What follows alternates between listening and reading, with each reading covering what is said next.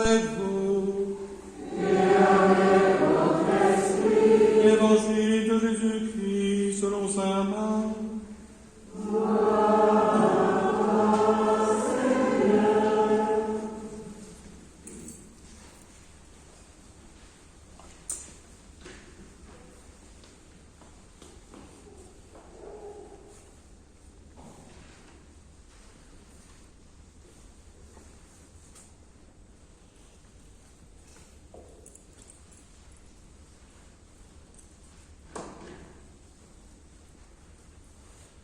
En ce temps-là, Jean-Baptiste proclamait « Voici venir derrière moi celui qui est plus fort que moi. Je ne suis pas digne de m'abaisser pour défaire la courroie de ses sandales. Moi, je vous ai baptisé avec de l'eau, lui vous baptisera dans l'Esprit Saint. » En ces jours-là, Jésus vint de Nazareth, ville de Galilée, et il fut baptisé par Jean dans le Jourdain. Et aussitôt, en remontant de l'eau, il vit les cieux se déchirer, et l'Esprit descendre sur lui comme une colombe. Il y eut une voix venant des cieux. « Tu es mon Fils bien-aimé, en toi je trouve ma joie. » Acclamons la parole de Dieu.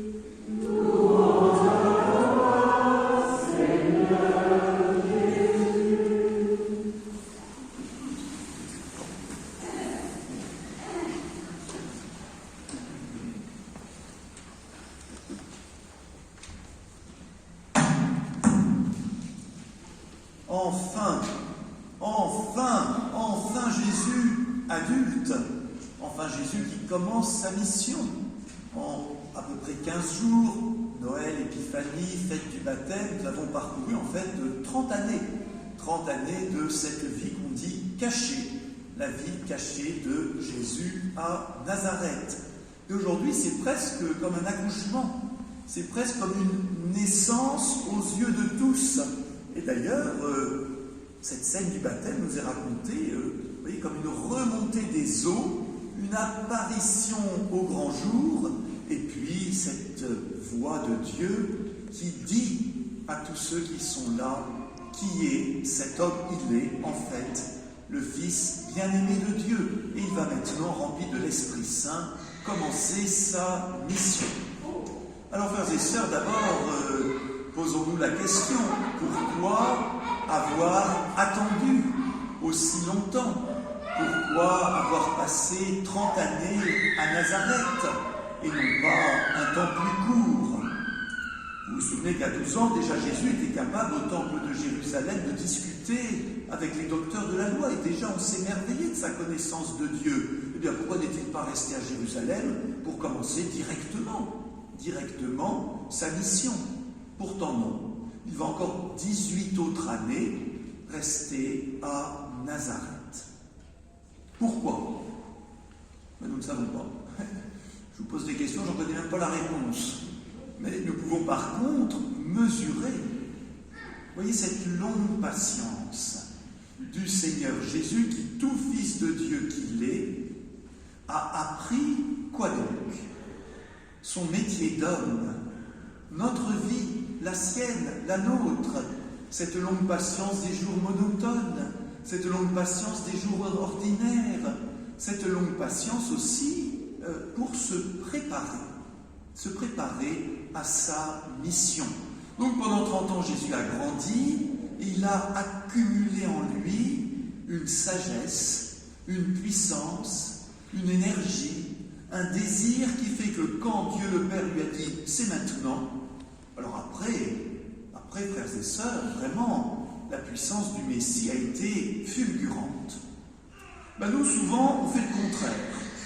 On est très pressé de passer à l'action, on se dit « oulala, tout de suite », et on arrive, on n'a rien dans nos poches. On n'a pas de billes, on ne s'est pas préparé, on n'a pas été patient. On veut que tout arrive demain, que tout se manifeste demain. Frères et sœurs, en cette année 2021 où il va nous falloir encore faire preuve de patience, demandons que cette patience soit utile et qu'au lieu de trépigner, de nous agacer, de nous inquiéter et de nous énerver, nous faisions provision. Provision de sagesse, provision de la parole de Dieu, provision d'intériorité pour que nous-mêmes, chacun d'entre nous, notre paroisse, l'Église, quand le moment viendra, on retrouvera plus de liberté d'action, de mouvement, d'invitation, qu'on soit prêt à partir plus résolument, à nouveau, en mission avec Jésus. Demandons la grâce de la longue patience du Seigneur Jésus qui n'a pas été un temps inutile, mais qui a été ce temps d'intériorisation de tous les dons de Dieu. Alors 30 ans ont passé, le Seigneur Jésus maintenant est prêt à passer à l'action, mais, pourquoi ? Pourquoi encore ce détour, cette perte de temps, nous semble-t-il, d'aller au Jourdain au lieu d'attaquer directement sa mission à partir de Nazareth et des environs? Pourquoi ? Là encore, je pose une question, je ne connais pas la réponse. Mais nous voyons dans cet évangile une naissance, une manifestation, une inauguration. Tout ce qui est important dans notre vie mérite d'être inauguré de manière forte et solennelle. C'est vrai de notre propre naissance, c'est vrai de notre naissance chrétienne par le sacrement du baptême, c'est vrai aussi quand on se marie, c'est vrai aussi quand on devient prêtre, ça ne se fait pas en catimini. Il y a une célébration, il y a une manifestation et il y a un don de Dieu. Eh bien, Dieu le Père a voulu que le début de la mission de Jésus, son inauguration, soit marqué par une manifestation. De quoi ? Eh bien, de cet amour de Dieu qui comble le Fils bien-aimé. La voix de Dieu se fait entendre, c'est pas tous les jours. Tu es mon Fils bien-aimé, en toi j'ai mis toute ma joie. L'amour et la joie. Eh bien, Jésus qui n'en avait pas besoin, puisqu'il en est comblé de toute éternité, le reçoit à nouveau pour nous. Jésus qui n'avait pas besoin d'être pardonné pour ses fautes, a accepté de venir auprès de Jean au Jourdain. Pourquoi donc ? Là, par contre, je crois qu'on peut formuler une réponse. Vous voyez, Jésus, dès le début, nous montre que la manière dont il va nous sauver, c'est en venant s'immerger parmi nous. Il n'a pas peur, Jésus, de se salir en venant parmi un peuple pécheur. Notre péché ne salit pas Jésus. C'est Jésus qui nous lave. Le savon n'est pas sali par nos impuretés, c'est le savon qui lave. Eh bien, Jésus vient s'immerger au milieu d'un peuple qui reconnaît le besoin d'être pardonné. Il vient au milieu de nous et c'est ainsi qu'il vivra toute sa mission. Au milieu du peuple que nous sommes. Il y a donc un signal, il y a donc un indicatif, il y a donc une manière de faire qui est aussi inaugurée. Eh bien, frères et sœurs, le Jourdain a été purifié par Jésus. Ce n'est pas le Jourdain qui a purifié Jésus, c'est Jésus qui a sanctifié, nous dit la tradition de l'Église, les eaux du Jourdain pour qu'elles coulent jusqu'à nous. Jusqu'à nous, bien sûr, devenant ces eaux du baptême. Alors le baptême du Seigneur, c'est aussi la prophétie, c'est aussi l'annonce de notre propre baptême. Et je propose, frères et sœurs, que pour vivre cette fête du baptême, nous retenions 2 phrases. On a eu 2 magnifiques premières lectures, simplement elles sont très longues, et évidemment on ne peut pas tout retenir, sauf à les méditer longuement, ce que d'ailleurs je vous invite à faire. De la prophétie d'Isaïe, je propose de retenir la phrase introductive. Voici de l'eau, vous tous qui avez soif. Vous tous qui avez soif, venez. Voici de l'eau. Quelle eau ? L'eau du Seigneur, l'eau de notre baptême. J'ai dit qu'en cette année 2021, nous aurions encore à être patients, mais cette patience peut être l'occasion de creuser en nous pour revenir à la source de notre baptême. Quand les temps extérieurs sont durs, sont inquiétants, sont arides, où trouverons-nous de l'eau ? Sinon, frères et sœurs, en nous-mêmes. Pourquoi aller chercher midi à 14h ? Elle est en nous, cette source. Quelle source ? La source de l'amour, la source de l'Esprit Saint. Nous avons en nous une eau vive et vraiment, frères et sœurs, allons puiser à cette eau si nous avons soif. Et nous avons soif de renouveau. Nous avons soif d'être renouvelés.